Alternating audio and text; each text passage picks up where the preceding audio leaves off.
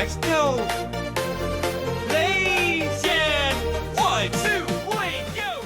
Hi, welcome to the Comic Con Community Podcast. My name is Will, and tonight I have joining me Mark Cocker. Now, Mark is a regular Comic Con attendee. He collects props of TV and movies, and is also a huge Robot Wars fan. Hello, Mark. Hello, Will. How are you? I'm very good, thank you. How are yourself? Okay, today? I'm very well. Excellent, excellent. So, do you want to just tell the people a little bit about yourself before we dive into the questions? Yeah. Well, as you say, I'm Mark. I've attended a lot of Comic Cons over I don't know how many years. A lot of people ask me how many. The honest answer is I don't know. I lost count a long time ago. I was going to say how many, but I'm glad you answered that. Yeah. I very much enjoy the social aspect of it. I very much enjoy meeting the celebrity guests. I'm also a collector. I collect a lot of what I collect is props and pieces of costumes and things like that from television programs and films.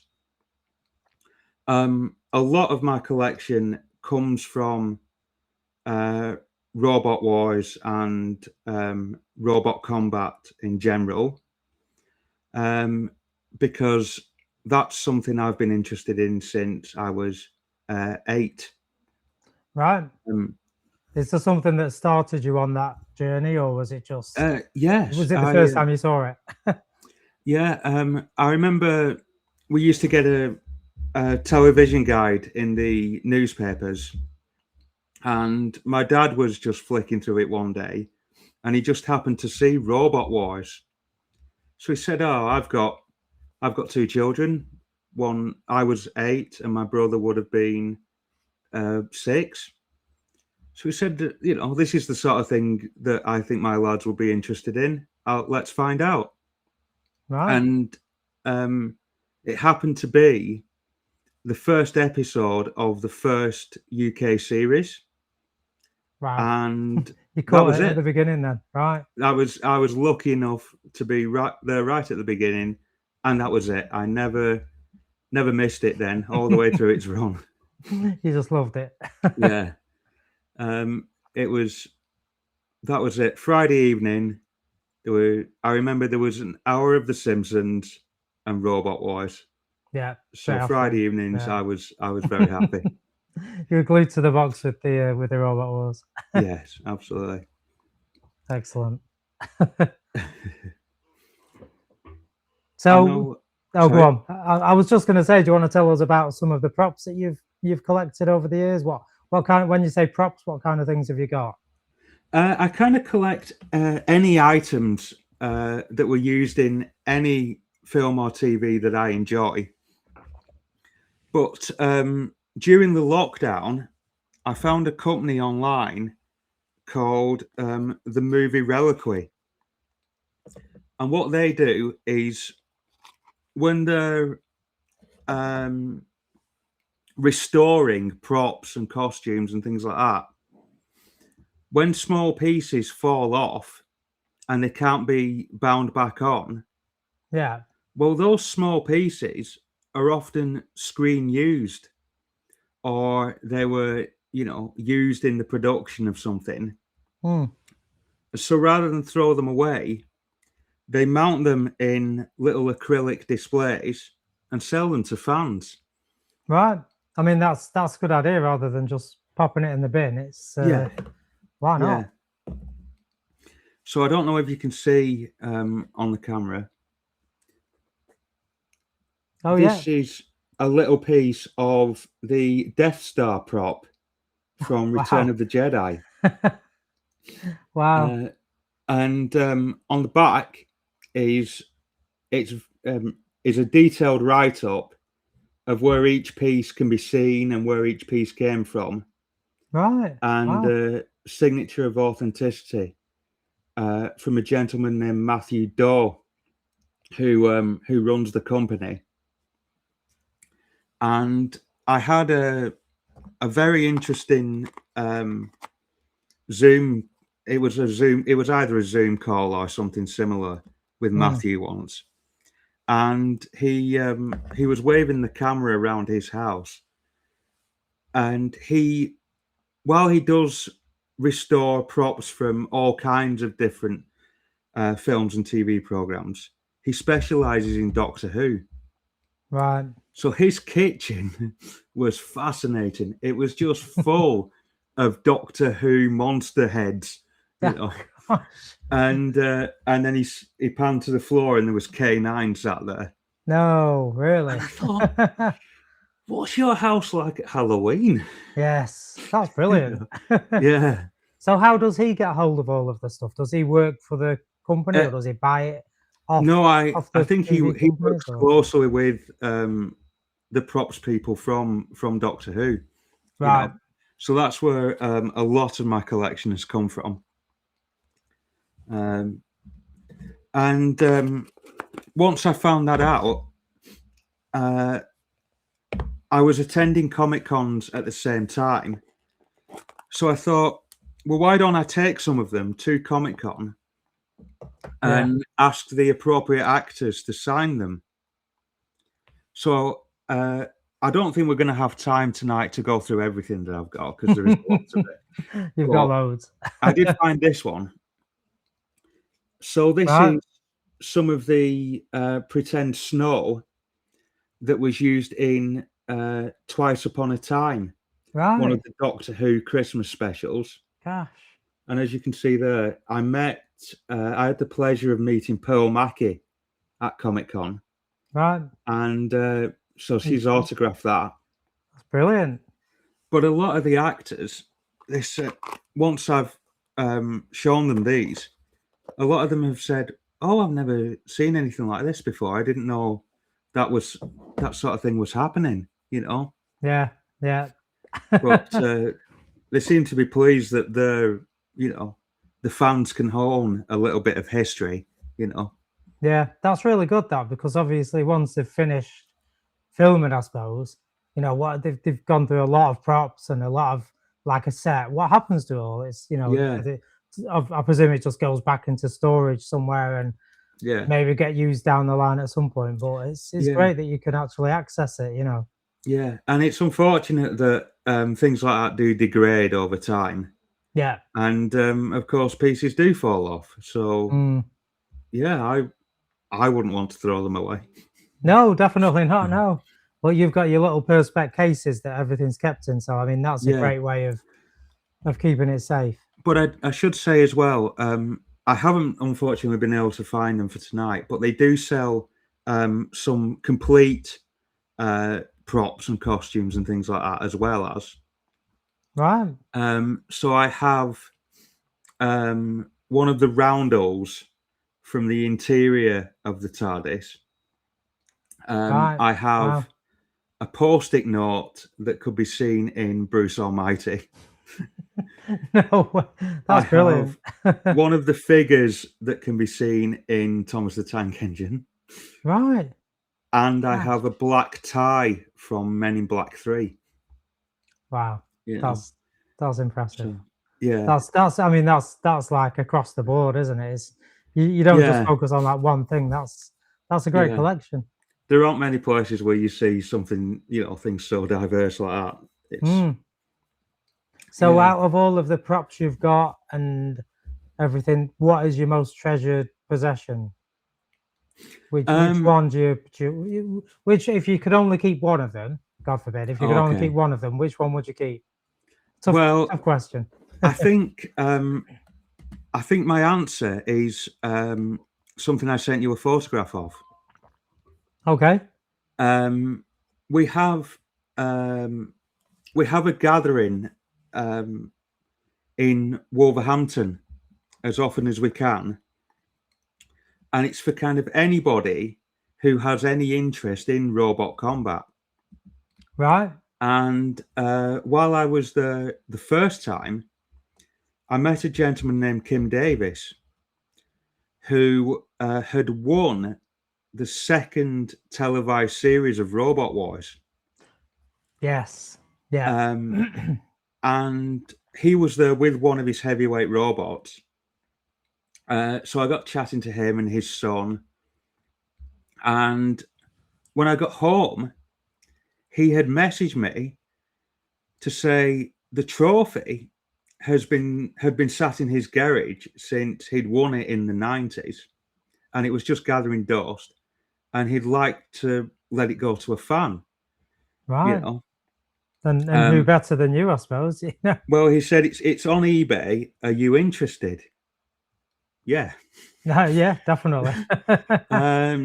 So I bid for that, and I was lucky enough to win it. And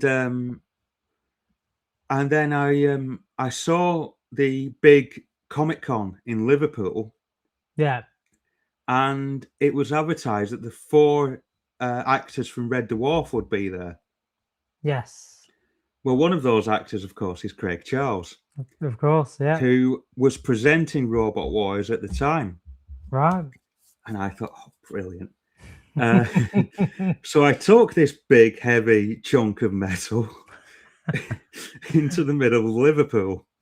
Gosh. And the queue to meet Craig Charles was very interesting, because it just seemed to be me and loads of Red Dwarf fans. Yes, of course. Yeah. Who couldn't quite understand what this big lump of metal I was walking around with was.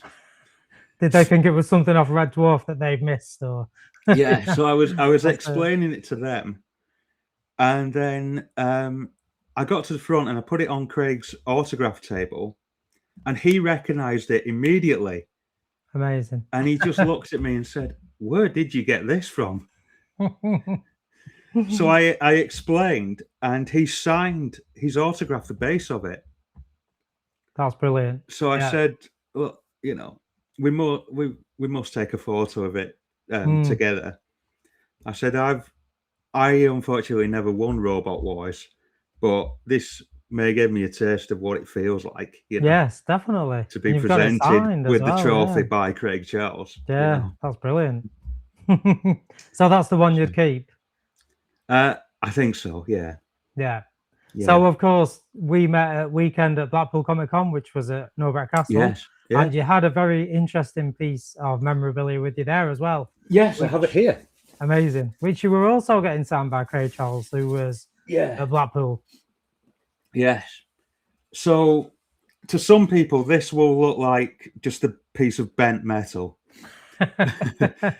But to me, of course, it's and to other people, it's very special. Yeah, to people who are in the know. Yeah. Yeah.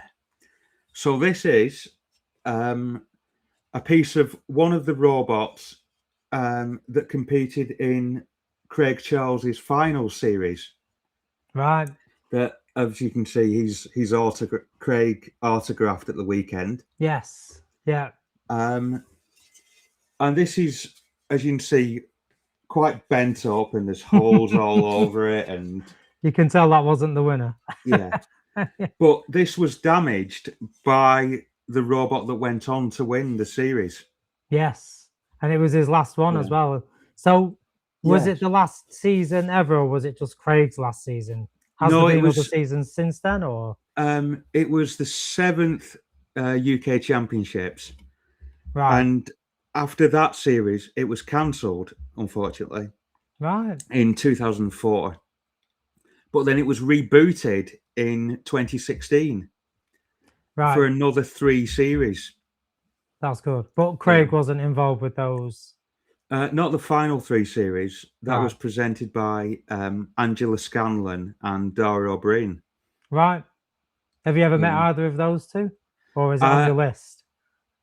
Well, when I was lucky enough to be at the filming of Craig's final series and Dara O'Brien's first series. Right. There was obviously a long gap in between. Yes. But I remember when I was at the filming of Dara's first series, I was lucky enough to meet him at the end of the filming session as I was leaving. And he didn't, obviously he was working at the time, so he didn't have a lot of time, but he was very polite, and we took a quick photo together. Yeah. And I also saw Angela Scanlon. But because it was her first series of Robot Wars, and the series hadn't broadcast yet, Yeah. I didn't know who she was. No, no. You know, Right. That's a It- shame. she Yeah. hadn't been. I hadn't heard that she'd been announced as a presenter. Right. You know, You I didn't you know missed out on getting anything the about picture. what the new series would look like Yeah. until I was there.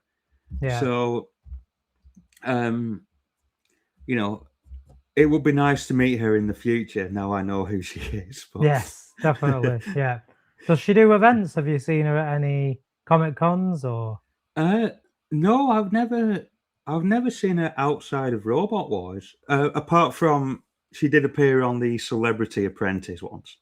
I Right. saw her on that. But yeah, I've not seen her do anything else, you know. Right. So maybe one Interesting. day. Yeah, we'll have to have a look Yeah. and see what else she's been in. Yeah. But yeah, I'm sure she'll have things coming up in the future. You'll have to keep an eye out. See Yeah. if you can get along to meet her. Yeah. Well, I know every now and then Comic-Con organizers will put on Facebook, do you have any ideas which guests we can invite for future events and Yes. which attractions we can bring along for future events? And I always type in Robot Wars. You know. It would be good if one Comic Con could, you know, actually do a setup with a couple of robots and, you know, obviously it'd be a health and safety nightmare and the risk assessments would be longer than your arm, but it would did be happen. great. It has happened in the past. Right.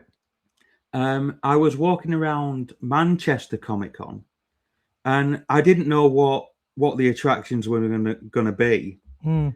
And I could hear what was clearly just metal hitting metal Yeah. over and over again. I thought, what is that noise? Walked around the corner and it was a small scale live robot combat show. Oh, brilliant. They weren't able to call it Robot Wars for all kinds of copyright reasons, Obviously, but it was a very similar thing. right. And I just Brilliant. thought, right, I'm quite happy here.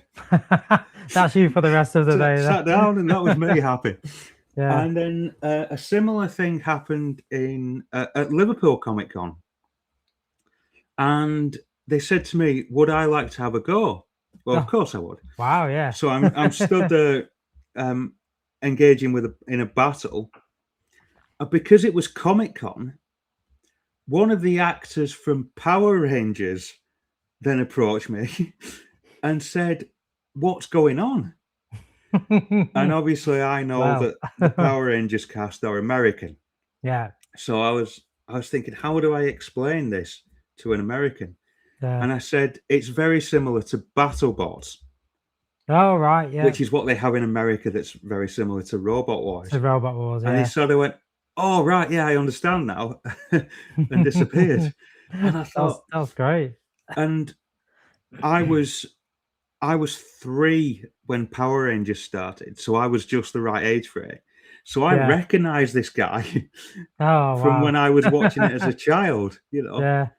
And I just thought that was a bit of a surreal encounter. Yeah. Never did I imagine I'd be still playing Robot Wars Yeah. and the Power Ranger would walk around Yeah. the corner. Brilliant. But So have you? Oh, go on. Sorry. I was going to say, it only at Comic-Con can things like that happen, you know. Yeah. Yeah. That's it. That's it. Have you ever thought about making your own robots? Is that something you get involved with? Is that something that's accessible? I would very much like to. And there are different weight categories across the board in robot combat. And people always say, don't start with the heavyweights, the 110 kilogram ones or the 300 plus kilogram ones. Yeah. Always start with a featherweight or an amp weight. And I don't really fully understand how they work, how speed controllers and batteries and motors work. But I bought 5. They're not toys; they're the proper competitive lightweights, All right. And I took them apart and thought, I don't understand this. But because of the gathering we have in Wolverhampton, I became friendly with some of the people that took part in Robot Wars. And one of the teams, they display their heavyweights at local comic cons all around the country. Hmm. And they'll set up a little arena for the lightweights and let children have a go. No, that's really good. And they said to me, any comic cons we're doing around your area, we'll let you know, and would you come and give us a hand? I said, of course I will. Yeah, definitely. Yeah. So when I was trying to work out how to get my lightweight competitive robots up and running, I thought, who could I possibly ask? Yeah. So, I thought, who better than somebody who actually took part in Robot Wars? Yeah. So I took them along to Comic Con, and they took the shells off, and they immediately said, "Yeah, we recognise those batteries, we recognise those speed controllers, we recognise those motors. They're very similar to what we use in our lightweights." Ah, brilliant. So they've taken them away, and they've said, "Yeah, we'll get them up and running for you. We're bound to see you in the future. Once they're up and running, we'll hand them back to you." Yeah. That's So great. I do want to learn how they work and how to build them, but once I get them back, I'll look into how I go about competing with them. Yeah. That'd be really good. I mean, there's probably this probably isn't what they use, but you can buy the Arduino kits, Yeah. which is like a little board. I don't know if you've seen them. I've got loads of them because I've done different projects with them. But essentially, it's a little circuit board, and you can program it from your computer. But there's loads of Facebook groups where people will just help you, and they'll just say, "What are you trying to do?" "Oh, well, you need to do this, you need to do that." But basically, it's a circuit board, and you run a power supply to it, and you can use that board to power this and to power that, and you can connect RF controllers to it, and you can connect motors to it, and you connect all the bits together and then program it from a computer. So you just say, if the user does this, then spin this or increase the speed or that kind of thing. So they probably don't use Arduinos because Arduinos are kind of cheating.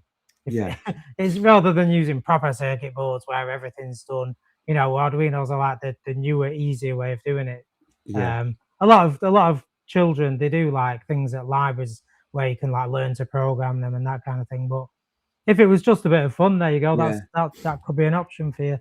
It's well, I think that's one of the good things about it is children will see on TV, robots fighting and flamethrowers and axes and swords and big spinning discs ripping their opponents apart, and they'll think, wow.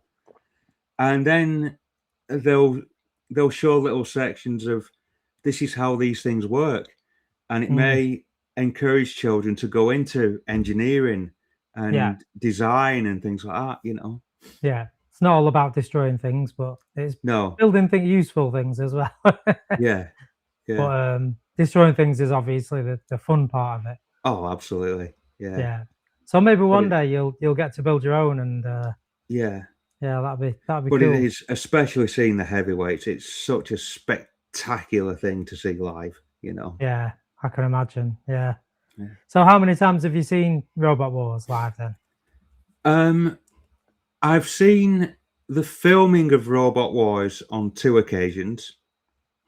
And they also do non-televised live shows, Right. So I attend those as often as I can. Some of them, they aren't legally allowed to call them Robot Wars or Robot Wars I was going to say, is it the actual company that does it, or is it just so they'll call them either Robot Wars, Robots Live, or they may call it Extreme Robots. But I remember the first time I attended one of those events, I recognized a lot of the people and a lot of the robots from Robot Wars. Yeah. And they allowed me to walk around the pits during the interval. Right. So I got to meet a lot of them there, you know. That's really good. I mean, I suppose this kind of thing's Yeah. been going on long before the TV show was ever created. Yeah, it started in America in the 90s. Yeah. Right. So yeah, it's probably been going on a while, and then Robot Wars went, right, let's, this looks fun. Let's turn it into a TV show. So Yeah. yeah, there's Yeah. probably still a lot of it that goes on that you just don't see. Yeah. Yeah. Mm. I don't know whether it will be on TV again in the future, but like I said, the live shows still happen. The robots are still improving and developing. Yeah. And the footage of the TV show is still all over YouTube and all over Mech, and I believe it's still on the BBC iPlayer. Right. So you can still So it's you can still watch it. accessible. Yeah. I mean, the way AI is going and the robots that they have nowadays, Oh, yeah. they won't have people controlling it. It'll just be two highly intelligent robots battling it out, which sounds crazy, but The rise of the machines. it is, yeah. As long as they just fight each other and nothing Yeah. else. As long as they keep it in the arena. Yeah, that's it. Lock the doors. Absolutely. So how many times have you met Craig Charles then? Because obviously you met him to get your trophy signed, and you met him this weekend to get your plate signed. Have you met him other than that? Yeah, obviously I saw him from across the room while he was filming for Robot Wars. Yes, yeah. But I've since met him in on his own home ground in Liverpool at Comic Con, and then again in Manchester at Comic Con, and of course very recently when I saw you in Blackpool, he was there again. Yeah.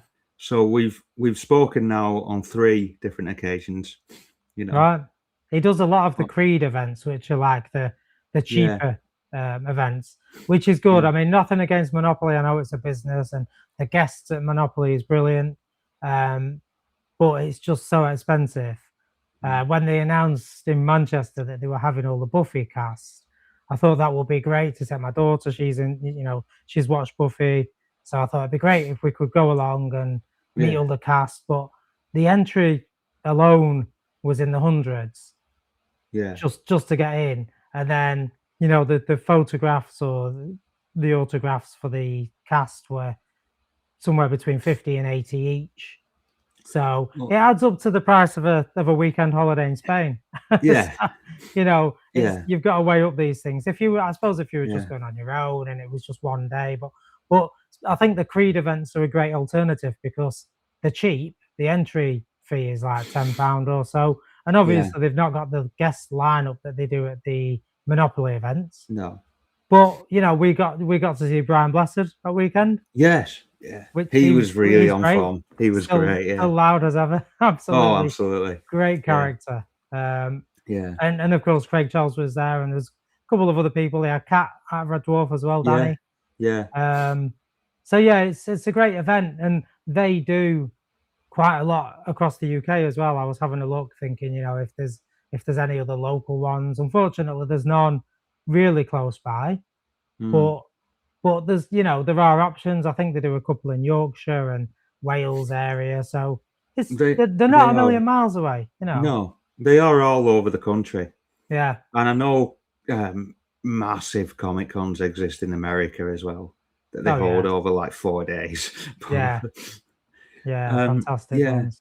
I mean, of course, the bigger events do bring in the bigger stars. Yes, but the smaller events, everybody there, the celebrity guests, the stall holders, the organizers, everybody there seems to have at the smaller events seems to have a lot more time to chat to people, and I can remember being at a smaller event and spending a good long time just chatting with Sylvester McCoy and Colin Baker and Peter Davidson from Doctor Who, because they just had so much more time because it was a smaller event. Yeah.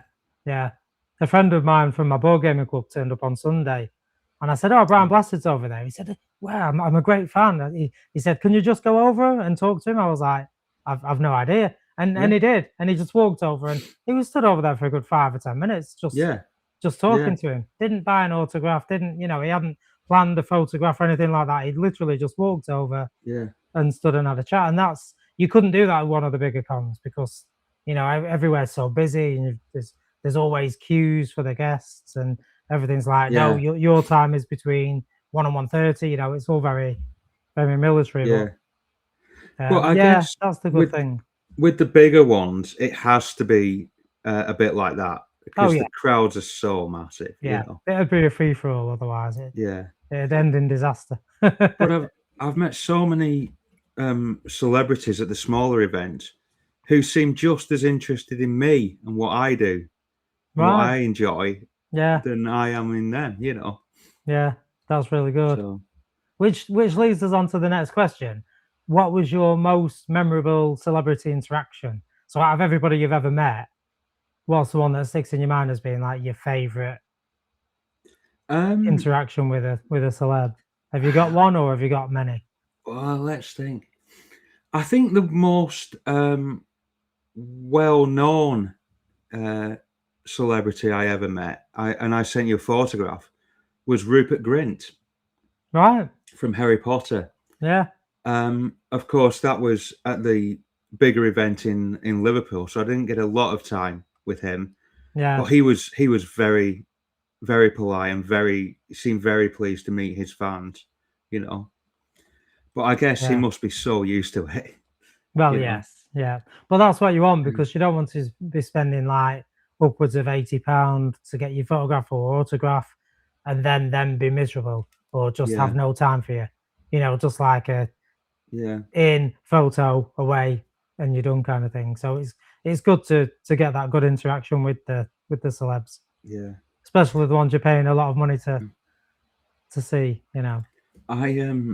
I remember I was sat in a mock-up of Del Trotter's flat once from Only Fools and Horses, and I was sat between Sue Holness and John Chalice, who are Boycie and Marlene. Yeah. And I said to their assistant, like, "Oh, would you please take a photograph?" But I'd only just started using a smartphone. And smartphones were a little bit after my time. Right. So I didn't quite know how these things worked. And I got chatting to them about that, Oh, did you? Yeah. Right. And I remember Marlene said something like, "We've all got to start somewhere." And I'm thinking, this is so surreal. This is so strange. Yeah. Yeah. And I've got my Only Fools and Horses cup, of course.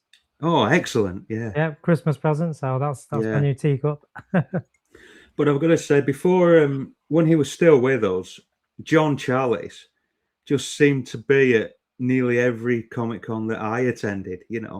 Right. He worked so hard for his fans. Yeah. When he was at Liverpool, it turns out he'd driven up from London. Really? Yeah. Gosh. And I mean, that's a bit of a drive. Well, also in the hall there was a replica of Derek Trotter's van, and I remember somebody asked him, "Have you driven up from London in that?" Yeah. It turns out he hadn't. He had a Land Rover Freelander in the car park. Yeah. Obviously more sensible. Definitely not a little Robin Reliant. How ridiculous would he have looked? Yeah, I don't think it'd have made it, to be honest. No. It's a bit of a trek. No. So out of the Comic Cons that you do visit, do you have one that's your favorite, like one venue that's your favorite? I know Liverpool, everybody says Liverpool is like one of the better ones. What do you think? I think the Liverpool one has really grown because I was lucky enough to go to its first one. Right. And wow. Then it was 1 weekend a year and everything was in one hall, Yeah. Whereas now it's every 6 months and it's across 2 buildings. Yeah. So it really has grown. Yeah. But I do mostly stick to the ones around me. Yes. Yeah. so I've been to very small ones in Bolton and Wigan, but of course Blackpool, Liverpool, Manchester. There are 2 events in Manchester run by 2 different companies. Yes. Is it MCM? Is that the other one? Yeah. Right. It's one's called MegaCon Oh, at right. Manchester Central, Yes. and then Monopoly events have one at Robin Park Right. that are the same weekend every year. You know. Yeah. They've rescheduled MegaCon because it was a bit of a conflict with us because we're running our second event in Lytham Yeah. on the 2nd of August. So we planned the 2nd of August because there was no other local events on that date. And literally just after we'd agreed that it was going to be that date, they rescheduled theirs to be the 2nd of August. So, and obviously Manchester is quite close to Blackpool, but I think that, to Lytham, but I think the difference is theirs is a huge, massive event that they'll get traffic from, all over, whereas we'll still have a good turnout because ours are more aimed at local people. We still got a lot of people traveling to us. And last year's event went down brilliantly. We did Fleetwood last year and, everybody loved it, but it's just, unfortunately, it's on the same weekend, would you believe? So, well, I on the subject of the 2 events being the same weekend, I've always said that if I ever arrive in a city or a town and I'm not quite sure where the Comic Con is, you always see cosplayers, people dressed as Spider-Man or something similar.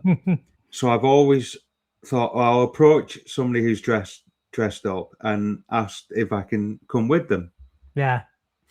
And I had tickets for the Comic Con at Robin Park one year, not realizing there were two Comic Cons on in Manchester at the same time. Oh no. Met some cosplayers at the train station, said, "Can I come with you?" And of course they said, "Of course you can," and then went to the wrong one. Oh no.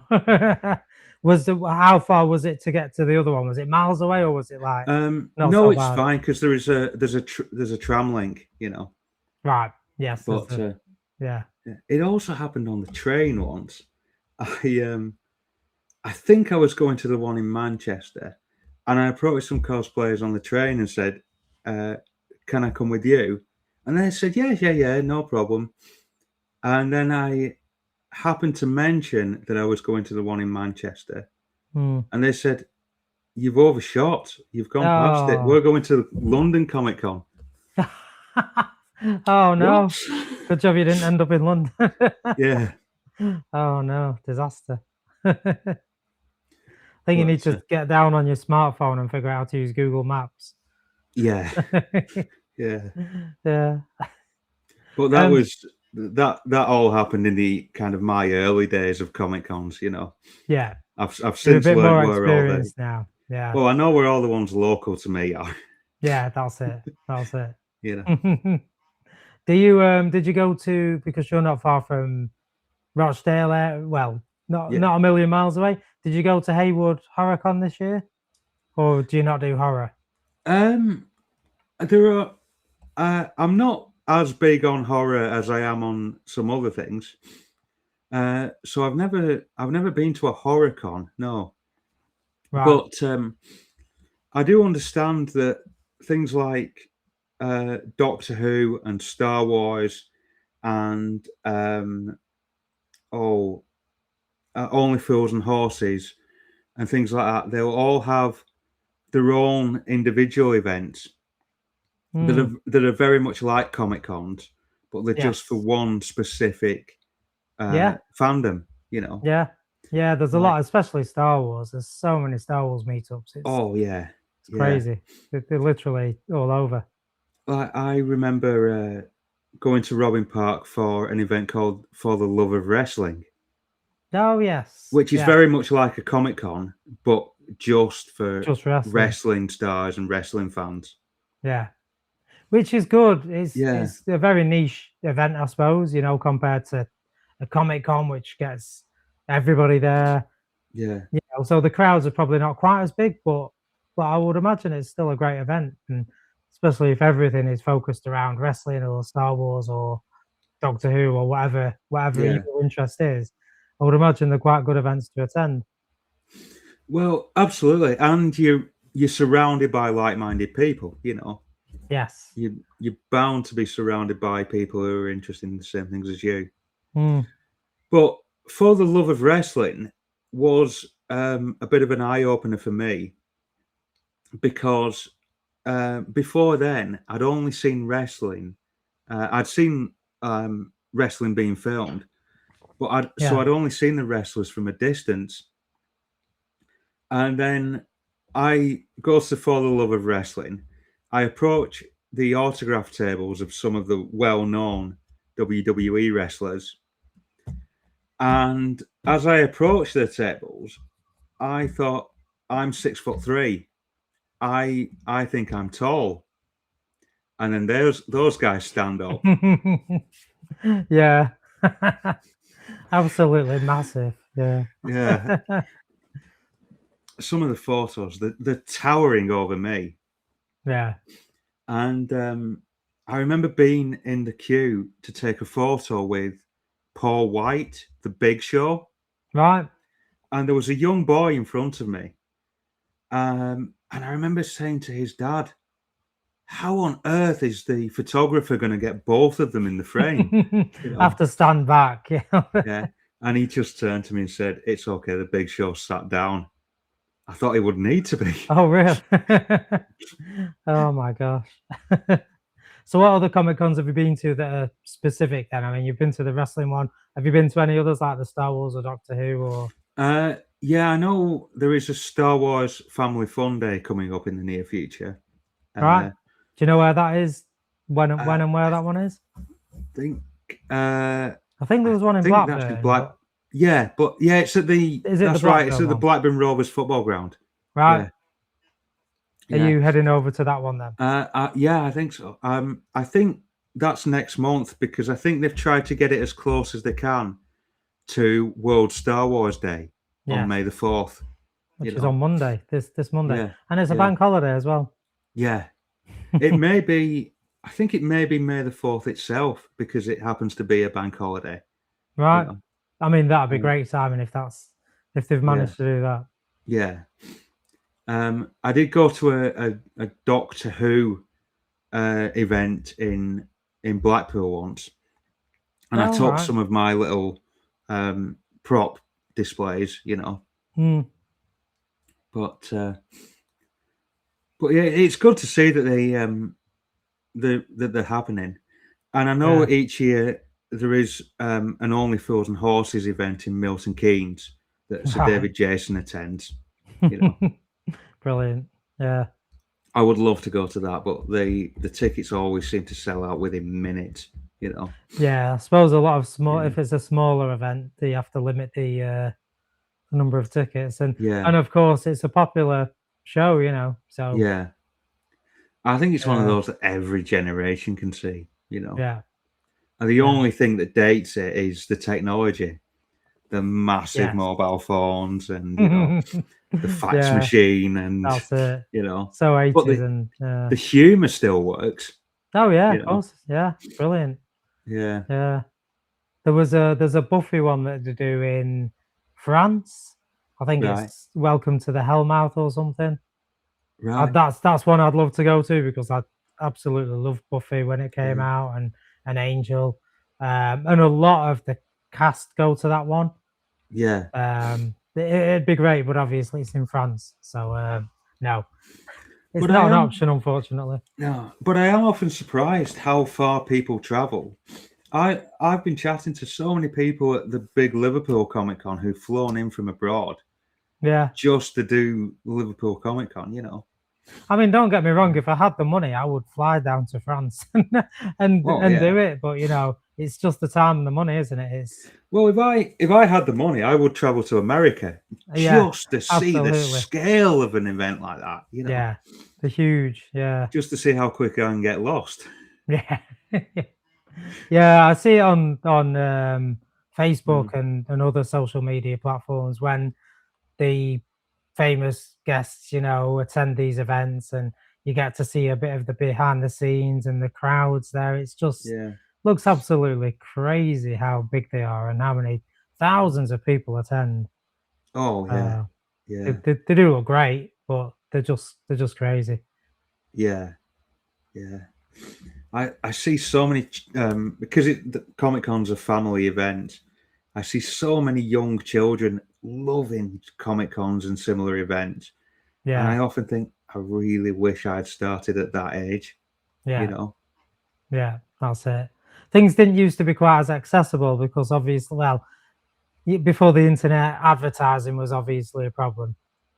Yeah. You know, where would you find out about Yeah. Comic Cons before the internet was around? It's like the newspaper, I suppose. You know, but if you have unless you're really into it, then how do you Yeah. find out about these things?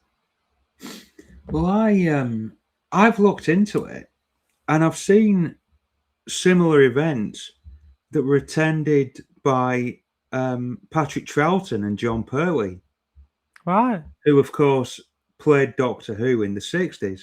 Yeah. And I thought, how long have these events been going on for? You Mm, know? yeah. That's interesting. Yeah. I mean, obviously they started as comic book Yeah, events, and then they've slowly grown from there. But yeah, I yeah, wonder. I wonder when the first event was, yeah. or where it was coming from. That's This is interesting. this is a job for Google. Yeah. Let's ask Google. Yeah. Yeah. Yeah. So what have you got lined up for the rest of the year? Have you got any events planned? Um, I don't know. The big Comic Con in Liverpool is next weekend. Yes. So I'm thinking of going Yeah. along to that. But obviously, I'll stay in touch with my Robot Wars friends and just try and attend as many of the conventions that they're attending as I can. Yeah. You know, but it is just do as much as I can. You know. Yeah. Get Um, out there and get to all the yeah, events and yeah. have a great time. That's what it's about. Something I do is I started to work at the Brickfest, the Lego exhibitions. You know, Yes. Is that the ones that were run by Creed, by yes, Showmasters? yeah, So in Blackpool on Saturday there was yes, the Brick yeah, Festival on Saturday, yeah, and then the Comic Con and the Card Market on the Sunday yeah. in the same In the building. same room, run Yeah. by the same people. So I recognised a lot of the organisers on Sunday because I recognised them from the Lego event. You Right. know, and that got me wondering. The Lego traders that were there on Sunday, Mm. were they still there from Saturday, from the Lego event That's on always Saturday? possible. I mean, I've Yeah, never been to the Brick Festival, but do they have a lot of traders there? they have a lot of traders there. Right. They also have big pits of loose Lego that you can just let your children play with. Yeah. And they'll have a lot of adults that have built their own Lego models, Right. displaying those. And some of those are so impressive. You Yeah. know. Obviously, they've spent a lot of time doing them. And a lot of money, no doubt. Yeah, it is. Lego is an expensive hobby. Yeah. And I've started to do that because on the Lego website, you can buy individual Lego pieces like you will buy pick and mix sweets. You know? Right. So I've started to do that and I've started to build my own thing. No, But that's at the cool. moment, I like to build mine solid. And at the moment, I'm just building the bases for everything. Right. So they don't, at the moment, my stuff doesn't really look like much. But It's a work in progress. it's a long process that, so hopefully once I do get them built properly, I'll look into displaying them at different events, you know. Yeah.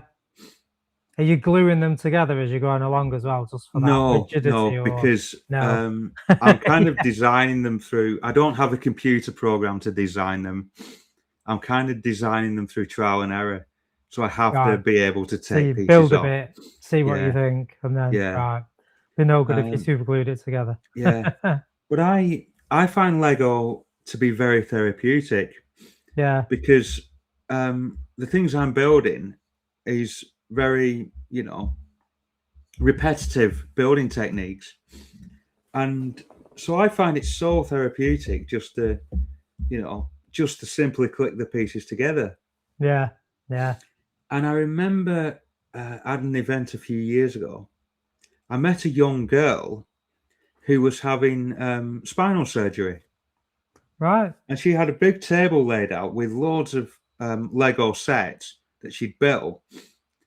And it turns out her doctor, because Lego is a recognized form of therapy, Hmm. her doctor had prescribed Lego, Wow. as part of her recovery because it's so therapeutic to put it together. Yeah. And I thought, I'd love to have a prescription form from a doctor with the word Lego on it. Yeah. It'd be a lot cheaper than buying it over the counter. That's Yeah. it. Get a So she was prescription for Lego. taking donations, and she said any money we make goes towards. Yeah, we're just going to buy Lego with, which I That's thought great. was absolutely fair enough. Yeah. I think we spoke about it on Sunday, but there are websites where you can hire the sets. Yes. So yeah. so you pay a subscription, you pay a monthly subscription. One of my Yeah. D&D players, hi Mike, if you're watching, one of my D&D players subscribe to it, so you will pay a set fee, Yeah. and then you get a set and you build it, and when you finish building it, you can just take it to pieces, send it Yeah. back, and get a different set. And which is good because not a lot of people have the money or the space to Yeah. build a full set and just leave it on display somewhere. Yeah. So it's good. You can just, once you've finished it, you've had the experience of building it. You can take pictures of it. You can, do what you want but then you can just send it back and get a different one and have the experience of building that one instead. I think it's a brilliant idea for YouTubers. Yeah. Construct the set, make a YouTube video about it, dismantle it and send it back and get another one. Yeah. Yeah. Do a time-lapse video of some of you actually building it as well. Yeah. That's something else I'd like to get into is making YouTube review videos. What I think, one, because it'll give me a good excuse to have all these collectibles. You don't need an excuse when you're an adult. It's fine. No, okay. But yes, yeah. But unfortunately, I'm the only person in my area that I know of that's trying to do YouTube. So I'm having to teach myself everything, so that's a long process. Yes. But I'm getting there slowly, Yeah. There's a lot to it, but I think if you're just doing it for the fun of, if you're not looking at doing it to make money, no, then it's a lot easier.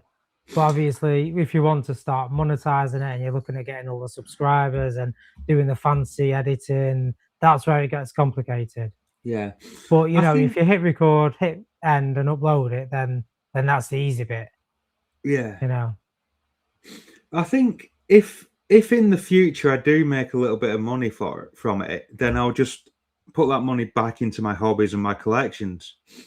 Yeah. But it's not, I don't need to make a living from it, I know some people do. Oh yeah. But I don't need to do that. And I think even if there was no way to make money from it, I'd still be looking to do it anyway, Yeah. It's a fun thing to do. I mean, I've done YouTube for years. I've had different channels that does this. I've got a board gaming one, and it was, I was getting thousands of views on some of my later videos, but it's just kind of dropped off because I do the podcast now, so I don't have all the time to go back to YouTube. I'll still do the odd one if I can, like a tutorial on how to play a new game or something if I get chance. But with the board gaming ones, they are time consuming because you've got to learn the game yourself, then you've got to film it and figure it all out and edit it afterwards. And whereas with the podcast, it's we jump on, we hit record, we finish, we hit end, we just trim the start and end, and we upload it. So there's not loads of editing that goes into it. Which is what you want because you don't want to overwhelm yourself. By making it perfect and adding all these bits of like fancy graphics and too much editing. It just gets too stressful and too time consuming. and then you wouldn't have time to build the Lego. Yeah. Podcasts have, especially in the last few years, they seem to have become such a big thing, and I Yeah. can fully understand why. I listen Yeah. to them at work, There's so many celebs doing them as well. I mean, Yeah, it's crazy how many famous people, rather than doing TV or movie work, yeah, they're just doing podcasts. I yeah, don't know if they're making. I mean, they won't be making the same amount of money, but I don't know if they're making a decent amount out of it. A lot of them will use Patreon, so that if you subscribe to their Patreon, Yeah. you'll get early access to the latest episode or some things like that. So you'll pay like $5 or $10 a month, and Yeah. you'll get early access. But there are different ways of monetizing it as well, I suppose, for them. But yeah, I've seen a lot of celebs are doing that now. It seems to be a similar thing going on with Doctor Who, in that I think people like Paul McGann and Christopher Eccleston, they seem to have done a lot more work as the Doctor on audio than they ever did on screen, Right. And I think that's just, rather than building expensive props and, all the sets to look like other planets, on audio, it's Just a bit do like on a audio. podcast. It's already it's all there, Yeah, yeah. We had a Rhiannon Blundell on the podcast a few weeks ago, and she was in Vampire Academy and she's in Professor T, but she actually did some work on Doctor Who as well on the audio version, as you say. So we were having a chat about that, and it's different. It's different. It's if you're into Doctor Who, then why not? It's the advantage is you can listen to it on the go. Yeah. While you're driving or while you're commuting or while you're working, depending on your kind of work, obviously. But rather than having to sit and watch it, you can just kind of have it on in the background and enjoy it equally, Yeah. And it's probably a lot cheaper to produce. I'm fortunate that I'm able to listen to podcasts and audio stories at work. Yeah. Because I work as a hospital cleaner. Right. And because they want me to get it clean before the staff come in, I'm very much just on my own, Right. So it's great for me. Yeah. Yeah, that's it. You've got the time just to listen to your. I wish I had more time to do that, but I've got a stack of audiobooks and podcasts that I need to get through. Yeah. But one day I'll catch up. One day. Yeah. They're the three big enemies of any collector: time, space, and money.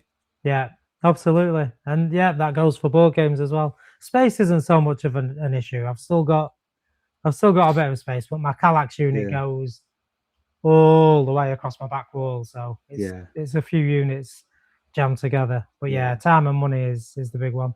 I am rapidly running out of space. Like at Comic Cons and things like that, I now have to be very, very selective as to what I buy. Right. Which is a problem, because a Comic Con means everything is a distraction. Oh yes, of course, yeah, it is. But it is. I would love to be able to go through all my collection, but as I say, Christmas is coming, so. You've got that much, we've hit the hour now, so we're going to wrap up. Have we really been talking? I know, that's it. We tend to keep the podcast between 30 and 45 minutes because that seems to be the optimal time. But we're up to an hour, which is fine. Which reminds me, I was talking to the Darren, the compere on Sunday at the Comic Con. The guy that was doing the Q&A and the host. And he was saying the same thing about Brian Blessed. He said he'd done a show with him before, and it was supposed to be a 90-minute slot, and I think they'd hit 3 hours. And Brian was like, "One more question." It's like, we really do need to wrap up now, Brian. So, he's a bit of a talker, apparently. That must be genuine enthusiasm. So that's really good to see. Yeah, he's not just getting there doing the bare minimum and then saying, right, and it's time to go. He's happily carrying on and asking for more questions and loving the audience interaction. So thank you very much, Mark, for joining us today and showing us your items that you've collected. Thank you, Will. Thank you very much for having me. No It's problem. Been, it's been an a absolute pleasure. It has, and been a enjoy your future events, and hopefully Yeah. we might see you in Lytham in August. If you're not at MegaCon, we'll see. Yeah. All right, I'll certainly look into it. Super. Okay, That's great. brilliant. Thank you very much. Thank you. Cheers. See you. Well, Bye. bye.